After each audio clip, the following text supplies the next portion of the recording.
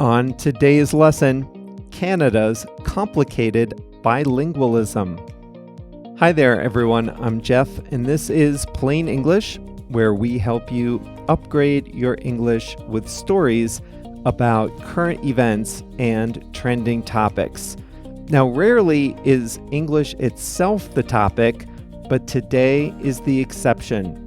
We'll be talking about how English and French live side by side in Canada. And then on Thursday, we'll talk about how some changes in Quebec are making English speakers there a little nervous. In every Plain English lesson, we also show you how to use a common English expression. Today, that one is in a pinch, which is a really good one to know. This is lesson number 674, so if you're looking for the transcripts, the quiz, the exercises, then you can find all of that at plainenglish.com/674. That is all thanks to JR, the producer. I think we're ready. Let's dive in.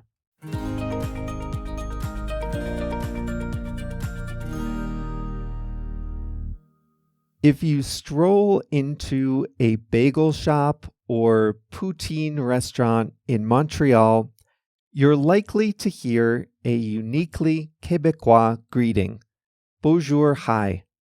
The shopkeeper is greeting you in both English and French at the same time and inviting you to respond in the language that you prefer. It's no accident that bonjour comes first in this bilingual greeting, but it makes everyone feel comfortable. Canada is officially bilingual. English is the most dominant language, but French is the official language of the province of Quebec in the east. At the federal or national level, Canada offers government services and education in both English and French equally. This is protected in the Constitution. Private businesses are often required to serve customers in both languages. Food labels, for example, are in both French and English. Signs on federal highways and in airports are in both languages. So how many people speak English and how many people speak French in Canada? Let's start with native language, the language a person learned first as a child. Canada has about 39 million residents. Of them, about 57% are native English speakers. About 20% are native French speakers, and the rest, 23%, were raised in another language. But as anyone in this audience knows, a person's native language is only one part of the story. Many Canadians speak both English and French. 18% of Canadians consider themselves fully bilingual in English and French. But also, as this audience knows, there are degrees of language dominance. Many English speakers know some French, and vice versa, even if they don't consider themselves bilingual. French is taught as a second language in English-speaking schools in Canada, so most English speakers have had at least some exposure to French. Especially in the East, many families have native French and native English speakers in both sides of the family tree.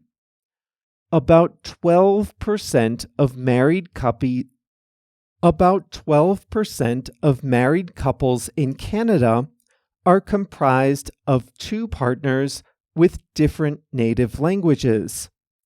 And many couples with both French and English heritage purposely raise their children to speak both, no matter where they currently live. Still, there are some language-related tensions.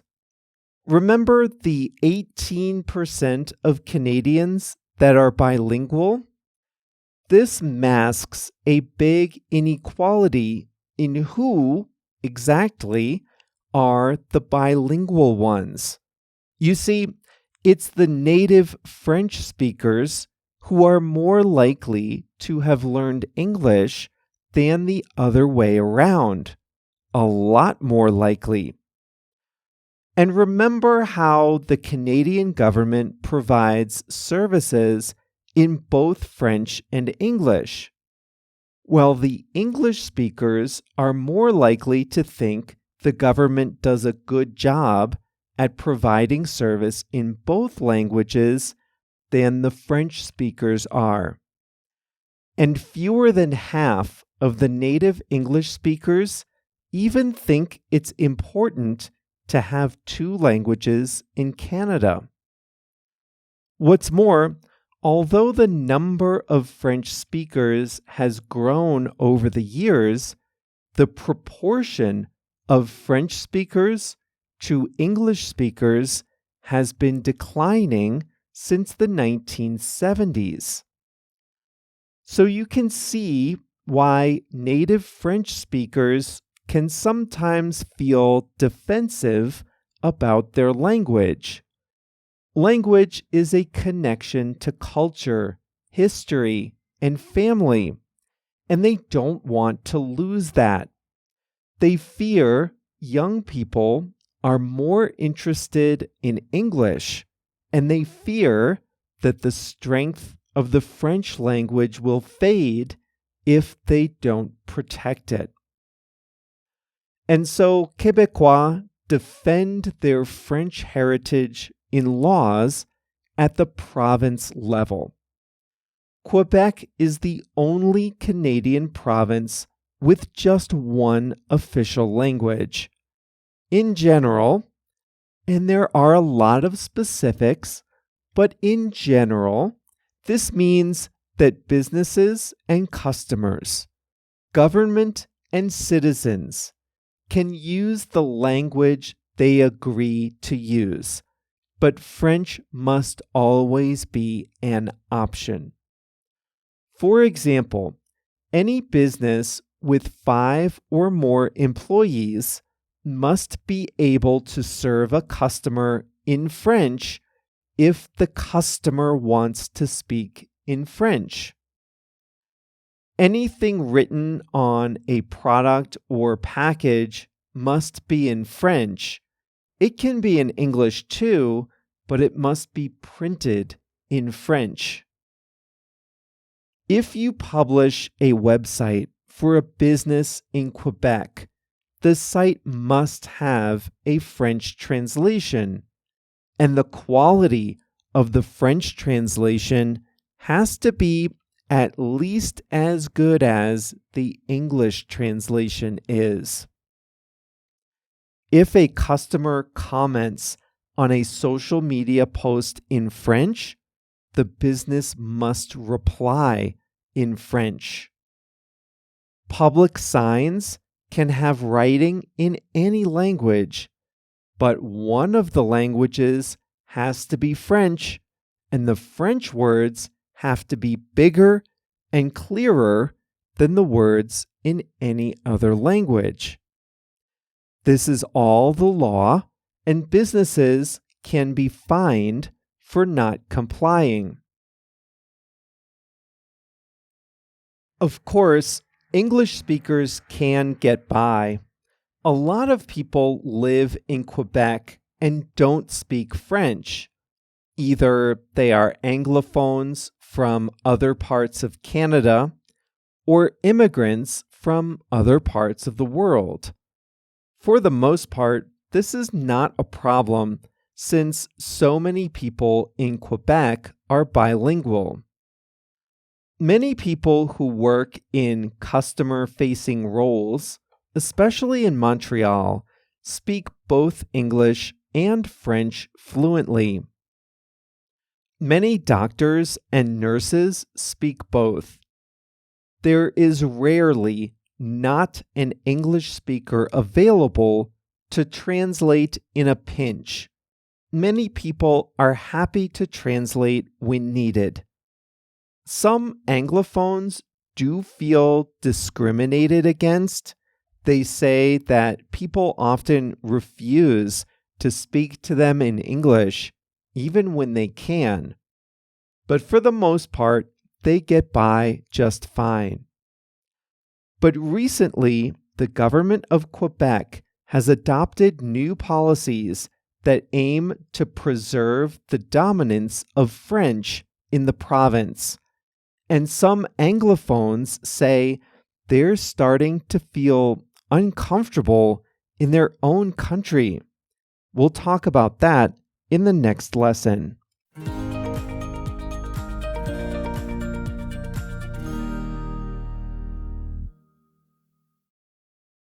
This is all not to mention the many other languages that are represented in Canada.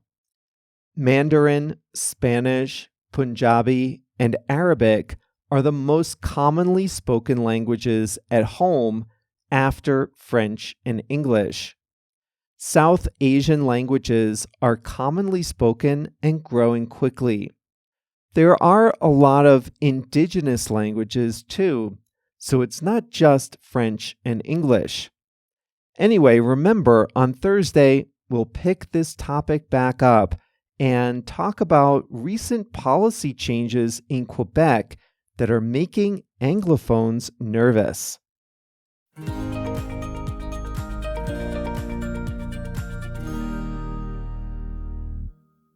I've got an informal expression for you today, in a pinch. If you're in a pinch, you're in a difficult or awkward situation. If you're in a pinch, you usually need a quick solution. Sometimes that requires creative thinking.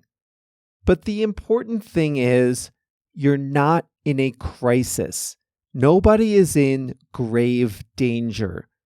To be in a pinch is to have a minor problem that needs a quick solution. Imagine that you're an English speaker in the province of Quebec. You're not in Montreal. Instead, you're in one of the smaller towns or villages in the province. You can typically get by with the little French that you know. You want to pay the bill at a restaurant with a credit card. The server starts talking to you in French, gesturing, but you don't understand. You start to get nervous. The server won't take your card. He's talking in French, fast, and expecting a response from you. He's starting to get impatient. You don't know what to do. You don't know what the person is saying. Yet clearly, you are expected to do or say something. You're in a pinch. You're in an uncomfortable situation. You've got a minor problem. You need a quick solution.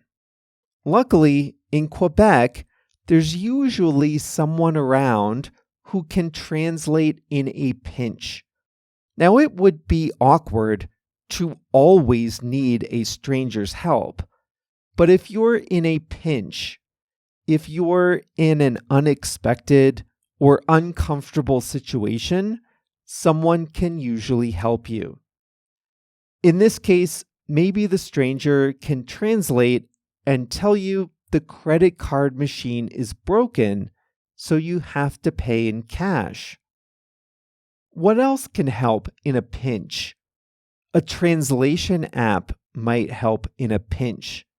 Again, you can't ask everyone you see to talk into your translation app, but if you're in a pinch, that might be the best answer. If someone calls you and says, "I'm in a pinch," they're probably going to ask you for help. Let's say your neighbor calls. "I'm in a pinch," he says. He was supposed to pick up his kids from school at 3 o'clock, but a long meeting at work was delayed, and now he can't get there on time. He needs a quick solution. So he calls you. "I'm in a pinch," he says. "Can you get the kids at school this afternoon?" "I'm useless around the house. JR is good. I'm not. I can't fix anything. I can't install a ceiling fan. I can't replace a screen door. I can't even paint a wall without messing it up. I can, kind of, use 3M command strips. These are the hooks you just stick on the wall without drilling or nailing a hole. I say kind of because I can affix them to the wall, no problem, but there's no guarantee they'll be straight. Anyway, I had to hang a few hooks last weekend, and they were up high on the wall. A normal person would have a ladder or a step stool available, but we've already established that I'm not normal in this respect. It's not recommended to stand on a swivel office chair if you need to get up high, but it can work in a pinch. It can work if that's the only thing you have available. And that was the only thing I had available. You would never plan to hang a hook high on the wall by standing on a swivel chair. That would be madness. But if you're in a pinch, if you need to hang a high hook and the only way to get up there is to stand on a swiveling chair, well, that works in a pinch. I love a piping hot, fresh cup of coffee in the morning. I grind the beans myself, and I slowly pour the hot water over the grinds. That's how we make coffee in the US, either in a coffee maker or manually. But this is not how they do it in most parts of the world. In most parts of the world, coffee is espresso plus something. A latte is espresso plus milk. An Americano is espresso plus hot water. An Americano looks similar to a filter coffee the way I like to drink it, but it's not the same. I don't like to drink Americanos, but here in Mexico, where I live, most coffee shops and cafes don't serve coffee the way I like it. So sometimes, especially if I'm not at home, if I'm not in the city, I won't be able to get coffee the way I like it. So you know what? I'll drink an Americano in a pinch. That means if I'm in a situation where I can't get coffee the way I want it, I need some kind of alternate solution, because obviously I need something with caffeine. So if I'm in a pinch, I'll have an Americano. but I really do prefer the filter coffee the way I make it at home. I'll never forget when I went to London as a student. That was the first time I had left the country since I had started drinking coffee. And I realized that you can't just order a cup of coffee in Europe. You're going to have to specify what you want. And at that time, the only places in London that made coffee the American way were McDonald's and a few American restaurants. The big coffee chains in London, Costa, Pret, Nero, they didn't make filter coffee then. Anyway, that's it for today. If you want to practice using in a pinch, find the tab called Your Turn on the transcript page. Write your example, and I'll send you personal feedback on what you write. It's a great way to make sure you're understanding what you're learning. PlainEnglish.com/674 is where you'll find the transcripts for today's lesson. Thank you, JR, for that. We'll be back on Thursday. See you then.